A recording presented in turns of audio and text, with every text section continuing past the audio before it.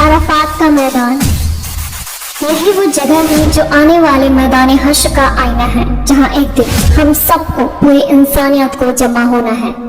और यही वो दिन है जिस दिन शैतान सबसे ज्यादा रोता है, जलील होता है। और ये वही दिन है जब हमारा दिन हमेशा के लिए मुकम्मल हुआ। और ये वही मैदान है जहां अल्लाह ताला अपने बंदों से इतना खुश होता है, इतना प्यार करता है कि वहाँ मौजूद हर शख्स की मग़फ़िरत फरमा देता है। लेकिन अफसोस की बात यह है कि आज बहुत से मुस्लिम को अरफात के इस अजीम दिन और इस मैदान की असली फजीलत मालूम नहीं। अगर आपको नहीं पता तो इस वीडियो को आखिर तक लाजमी देखें। मैंने बहुत ही शॉर्ट और टू दी पॉइंट अंदाज में वो सब बताया जो एज ए मुस्लिम हम सब के लिए जानना बेहद जरूरी है। और हाँ, इस वीडियो को शेयर जरूर कर देना सदका जारिया समझ कर, ताकि सबको अच्छा हो सके। आज हम बात करेंगे अरफात के उस अजीम शान दिन की, जिसके बारे में जानकर आपका भी आरज़ू करेगा, दिल करेगा कि काश हम भी इस वक्त इस मैदान में मौजूद होते। तो सबसे पहले तो हमें एक बात समझनी है, वो ये है कि अरफा और अराफात में क्या फ़र्क है। अरफा एक दिन का नाम है, यानी 9 ज़िलहिज्जा का मुबारक दिन, जबकि अराफात उस मुक़द्दस जगह, उस मैदान का नाम है जहां हाजी जमा होते हैं। ये कोई आम मैदान नहीं है, ये वही मुबारक ज़मीन है जहां हमारे और आपके सबसे पहले वालिदैन हज़रत आदम अलैहिस्सलाम और सैयदा हव्वा रज़ियल्लाहु ताला अन्हा के ज़मीन पर मुलाकात हुई थी।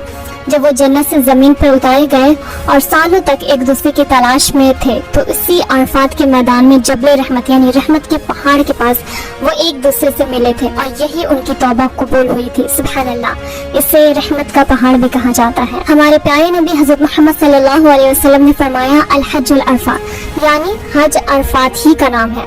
इसका मतलब यह है कि अरफात के मैदान में हाजिर होना हज की तकमील के लिए सबसे जरूरी हिस्सा है। अगर कोई हाजी मक्का पहुंच जाए, तवाफ कर ले, लेकिन 9 ज़िलहिज्जा को अरफात के मैदान में ना पहुंच सके, तो उसका हज अदा नहीं होता। यही वो दिन है जब दुनिया भर से आए हुए तमाम हाजी एक ही लिबास यानी एहराम में एक ही मैदान में जमा होते हैं। बादशाह हो या फकीर, गोरा हो या काला, सब एक बराबर हो जाते हैं। अरफात के इस मैदान से तकरीबन 22 किलोमीटर के फासले पर मक्का मुकर्रमा वाक़ है। इस मैदान अरफात में एक बहुत अजीम शान मस्जिद है जिसे मस्जिद निमरा कहा जाता है। आपको ये जानकर हैरत होगी कि ये दुनिया की वाहिद मस्जिद है जो साल में सिर्फ और सिर्फ एक दिन के लिए खुलती है, और वो दिन है 9 ज़िलहिज्जा यानी यौम अरफा। इस मस्जिद निमरा में ज़ोहर के वक्त खुतबा हज दिया जाता है, और यही वो जगह है जहाँ हमारे प्यारे नबी सल्लल्लाहु अलैहि वसल्लम ने अपना आखिरी और तारीखी खुतबा खुतबतुल अलविदा दिया था और पूरी इंसानियत को मसावत, हुकूकुल इबादत और औरतों के हुकूक का सबक सिखाया था। खुतबे के बाद हाजी इसी मैदान में ज़ोहर और असर की नमाजें एक साथ यानी कसर करके अदा करते हैं। फिर शुरू होते हैं वक़ूफ़े अरफात, यानी हाजियों को इस मैदान में खड़े होकर दुआएं मांगना। ज़ोहर से लेकर सूरज डूबने तक लाखों लोग रो रो कर गिड़गिड़ा कर अपने रब से अपने गुनाहों की माफ़ी मांगते हैं। ये वो वक्त होता है जब अल्लाह की रहमत अपने उरूज पर होती है। हदीस पाक का मफ़हूम है कि अल्लाह ताला यौम अरफा की शाम आसमानी दुनिया पे फरिश्तों के सामने अपने बंदों पर फख्र करते हैं और फरमाते हैं कि ए फरिश्तों, गवाह रहना, देखो मेरे ये बंदे दूर दराज से बिखरे बालों और गिरद गुब्बार में मुझसे मेरी रहमत मांगने आए हैं। मैं तुम सबको गवाह बनाता हूँ कि मैंने इन सबको बख्श दिया, उन सब की मग़फ़िरत कर दी। सुभान अल्लाह, सोचे कितना प्यार आता होगा अल्लाह को अपने बंदों पर, जो अपना सब कुछ छोड़ कर दुनियावी लिबास उतार कर सिर्फ 2 चादरों में लिपटे हुए उसकी बारगाह में खड़े होते हैं। ये दिन इस्लाम की तारीख का वो अजीम दिन है जब दिन इस्लाम मुकम्मल हुआ। कुरान करीम की सूरह माइदा में अल्लाह फरमाते हैं कि आज मैंने तुम्हारे लिए तुम्हारे दिन को मुकम्मल कर दिया, तुम पर अपनी नेमत पूरी कर दी और तुम्हारे लिए इस्लाम को बतौर दिन पसंद किया। और जानते हैं कि इस दिन सबसे ज्यादा जलील, रुस्वा और परेशान कौन होता है? शैतान। जी हाँ, शैतान अरफात के दिन जितना रोता है और अपने ऊपर खाक डालता है, मिट्टी डालता है ना, उतना किसी और दिन नहीं डालता, क्योंकि वो देखता है कि उसने सालों लगाकर इंसानों से गुनाह करवाए और अल्लाह ताला ने अरफात के एक ही दिन में अपने बंदों पर इतनी बेशुमार रहमतें नाजिल की, उनके सारे गुनाह धो डाले और उन्हें जहन्नुम से आजाद कर दिया। मगरिब का वक्त होते ही हाजी सूरज डूबने के बाद मगरिब की नमाज पढ़े बगैर वहाँ से मुज़दलिफ़ा की तरफ रवाना हो जाते हैं। फिर मुज़दलिफ़ा पहुंचकर वो मगरिब और इशा की नमाज एक साथ अदा करते हैं और वहीं खुले आसमान के नीचे रात गुजारते हैं।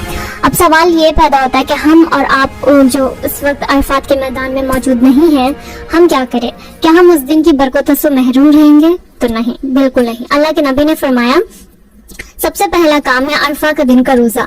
آپ صلی اللہ علیہ وسلم نے فرمایا کہ جو شخص عرفات کا دن یعنی 9 ذی الحجہ کو روزہ رکھتے ہیں، مجھے اللہ سے امید ہے کہ اس کے پچھلے 1 سال اور آنے والے 1 سال کی یعنی پورے 2 سال کے چھوٹے گناہ معاف کر دیے جاتے ہیں۔ دوسرا کام ہے تکبیرات تشریق پڑھنا۔ اس دن کثرت سے یہ پڑھے اللہ اکبر لا الہ الا اللہ واللہ اکبر اللہ اکبر وللحمد۔ تیسرا اور سب سے اہم کام ہے دعا مانگنا۔ آپ صلی اللہ علیہ وسلم نے فرمایا کہ عرفات کے دن سب سے افضل دعا ہے، اور میں نے اور مجھ سے پہلے تمام نبیوں نے جو سب سے بہتر کلمہ کہا ہے وہ یہ ہے، لا الہ الا اللہ وحدہ لا شریک لہ لہ الملک ولہ الحمد وہو علی کل شیء قدیر۔ اور اس کے بعد اللہ کو یہ 2 کلمے بہت زیادہ پسند ہے، کیونکہ اللہ کے نبی نے بھی فرمایا کہ 2 کلمے ایسے ہیں جو زبان پہ بہت ہلکے ہیں لیکن میزان یعنی ترازو میں بہت بھاری ہیں، اور بہت چھوٹا ہے، سبحان اللہ و بحمدہ فرسٹ، سبحان اللہ العظیم یہ سیکنڈ۔ اور تیسرا کلمہ بھی آپ پڑھیں کیونکہ اس میں آپ اللہ کی بڑائی اور مکمل بیان کرتے ہیں، تو یہ بھی بہت زیادہ پسند ہے، سبحان اللہ والحمد للہ ولا الہ الا اللہ واللہ اکبر ولا حول ولا قوۃ الا باللہ العلی العظیم۔